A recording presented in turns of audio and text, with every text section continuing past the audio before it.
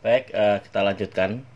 Jadi sesungguhnya mudah untuk membuat proposal tesis kuantitatif atau skripsi juga bisa ini. Itu ada 3 tahap ya, hanya 3 tahap. Mudah kan? Cuma 3 tahap. Nah, 3 tahap ini tapi kita coba memahami dari sini dulu ya. Jadi saudara-saudara sekalian, penelitian itu tentu ada tema. Nah, tema penelitian kuantitatif ini coba teman-teman cari masalah utamanya apa itu sebenarnya. Nah, biasanya masalah utama itu ada di variabel Y ya. Jadi ingat-ingat masalah utama itu ada di variabel Y. Apa itu variabel Y? Variabel Y itu variabel terikat atau sering disebut dengan dependent atau variabel yang dipengaruhi. Nah, misalnya menemukan ada masalah di disiplin peserta didik misalnya. Kenapa peserta didik itu disiplinnya beragam? Ada yang sangat rendah sekali, ada yang ya normal, ada yang tinggi ya. Itu kan perlu diteliti juga ketika disiplin itu misalnya sangat beragam. Nah, ini kira-kira disiplin peserta didik yang beragam itu apa yang mempengaruhi? Nah, maka kalau bicara apa yang mempengaruhi berarti ini dipengaruhi. Nah, jadi variabel Y ya. Nah, variabel yang mempengaruhi itu disebut variabel X atau variabel independen atau variabel bebas, yaitu variabel yang mempengaruhi atau menjadi penyebab perubahan variabel terikat. Ini ya tadi variabel terikatnya. Nah, misalnya ini kompetensi pedagogik pendidik. Nah, misalnya apakah disiplin ini tinggi atau rendah dipengaruhi, ini kira-kira iya apa enggak? Nah, ini disebut X1. Atau dipengaruhi oleh motivasi belajarnya, disebut X2. Jadi gini, kalau misalnya skripsi biasanya variabel bebasnya, ini variabel bebasnya cukup 1 skripsi ya. Variabel terikatnya ya 1 juga. Nah, kalau tesis itu harus di atas skripsi. Kalau tadi skripsi variabel X-nya 1, maka tesis ya harus lebih lah ya. Jadi makanya di sini saya contohkan misalnya minimal 2x. Jadi ada 3 variabel ya, X1, X2 dan variabel Y. Nah, misalnya jadi judul bagaimana? Judulnya begini, misalnya kita menggunakan kata pengaruh misalnya ya. Pengaruh kompetensi pedagogik pendidik tadi X1 dan motivasi belajar X2 ini terhadap disiplin peserta didik di SMA Negeri Jakarta Timur misalnya. Nah, teman-teman sekalian, penelitian kuantitatif itu harus sudah jelas lokasinya di mana ya, karena harus jelas populasinya ya, harus jelas populasinya dulu kalau penelitian kuantitatif itu. Nah, ini dikasih lokasinya. Nah, saudara-saudara sekalian, jadi tadi yang saya bilang 3 tahap tadi, cuman ini aja proposal tuh. Jadi langkah pertama tahap 1 nih, nah teman-teman menulis pendahuluan. Nanti, nah langkah keduanya ya menulis bab 2. Bab 2 itu isinya kajian pustaka dan tinjauan teori. Sama bab 3 tentang metode penelitian. Nah, cuman 3 ini. Jadi teman-teman kalau mau bikin proposal isinya hanya 3 ini. Gampang ya? Gampang nggak? Gampang lah. Cuman 3 ini. Bikin bab 1, bab 2, bab 3. Nah, sekarang kita bahas yang bab 1-nya ya. Nih, bab 1 isinya ini paling tidak ya ada A, B, C, D, E, F. Yang A-nya latar belakang masalah. Ini cara menulisnya nanti setiap awal kata, karena ini subbab, menggunakan huruf besar.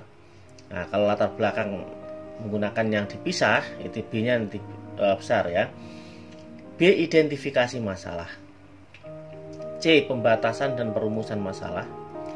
D. Tujuan penelitian. E. Manfaat penelitian. Dan yang F-nya sistematika penulisan. Nah, jadi bab 1 juga isinya juga sedikit ya, cuma 6. Gampang lah gitu ya. Nah, kita bahas tadi ya, latar belakang masalah. Berisi masalah yang melatar belakangi penelitian, yaitu tadi masalah yang terkait dengan Y. Contohnya ini tadi, Y-nya apa? Nah, ini ya, disiplin peserta didik. Cari masalah-masalah yang terkait dengan proses belajar mengajar, terutama nanti yang kaitannya dengan disiplin peserta didik itu cari. Misalnya ketemu ada 7 masalah, misalnya ya. Contoh, misalnya tadi peserta didik itu kalau diajar nampaknya misalnya di dalam kelas itu mereka perhatiannya rendah ya, misalnya perhatian peserta didik rendah dalam mengikuti pelajaran. 2, cari apa, 3 apa. Nah, kalau sudah ketemu, dan itu bukan harus masalah yang di SMP ini, SMA negeri ini ya, bukan ya, masalah di mana saja yang terkait dengan ini. Nah, baru misalnya ketemu 7 misalnya, baru cari sumbernya. Kira-kira bilang kalau peserta didik itu perhatiannya rendah, ada beritanya nggak? Ada hasil penelitian orang lain nggak misalnya?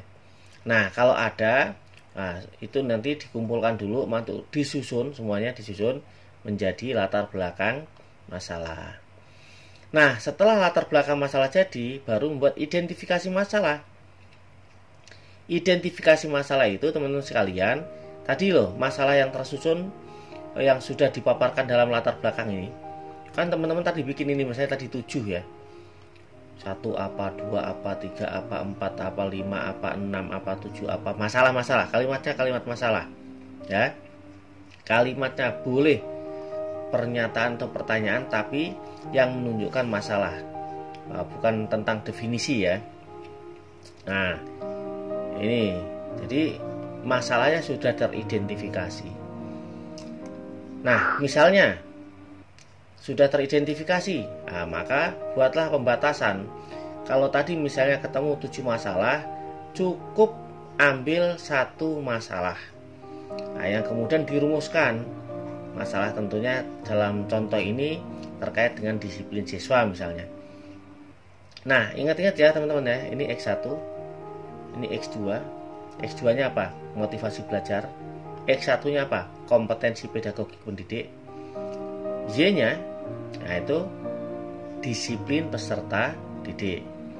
Nah, ada X1, X2, Y. Nah, setelah dibatasi masalahnya, merumuskan masalah paling gampang. Nah, ini contohnya tadi saya contoh pengaruh misalnya ya. Pengaruh kompetensi pedagogik pendidik X1 dan motivasi belajar X2 terhadap disiplin peserta didik Y. Nah, ya. Nanti cara membuat rumusan masalahnya, kalau model seperti ini, masalahnya ada 3. Paling tidak minimal 3. Masalah yang pertama kan sedang mencari pengaruhnya. Pengaruh X1 apa? Pengaruh kompetensi pedagogik pendidik terhadap Y. Jadi pengaruh X1 terhadap Y, tapi jangan tulis X1 ya. Tulis apa di sini? Terhadap Y. Pengaruh X2, nah, X2-nya motivasi belajar terhadap Y, disiplin peserta didik. Nah, untuk rumusan masalah yang ketiga, yaitu X1 plus X2 terhadap Y. Jadi rumusan masalahnya boleh seberapa besar, atau apakah terdapat pengaruh antara X1 dan X2 terhadap Y. Nah, itu begitu ya. Nih, pembatasan dan perumusan masalah sampai sini, insya Allah sudah gampang ya. Nah, yang di tujuan penelitian ini, karena tadi kan mencari pengaruh ya, mencari pengaruh apa X1 terhadap Y. Ya tinggal ini. Tujuannya berarti untuk mengetahui besarnya pengaruh atau misalnya terdapat pengaruh atau tidak adanya pengaruh. Nah, boleh mengetahui besarnya pengaruh atau adanya pengaruh X1 terhadap Y, mengetahui pengaruh X2 terhadap Y, mengetahui pengaruh X1 dan X2 terhadap Y. Jadi tadi X1 nya apa? X1 nya misalnya ini X1. Coba X1 nya, nah ini ya kompetensi pedagogik. X2 nya motivasi belajar. Nah jadi tinggal begini, untuk mengetahui pengaruh kompetensi pedagogik pendidik terhadap disiplin belajar siswa, untuk mengetahui pengaruh X2 nya apa tadi, motivasi belajar pendidik peserta didik terhadap Y. Y nya apa? Tadi Y nya tentang disiplin. Yang ketiga, mengetahui pengaruh X1 dan X2 secara bersama-sama terhadap Y. Nah, gampang ya. Manfaat penelitian, nanti tulis manfaat teoritis dan manfaat praktisnya.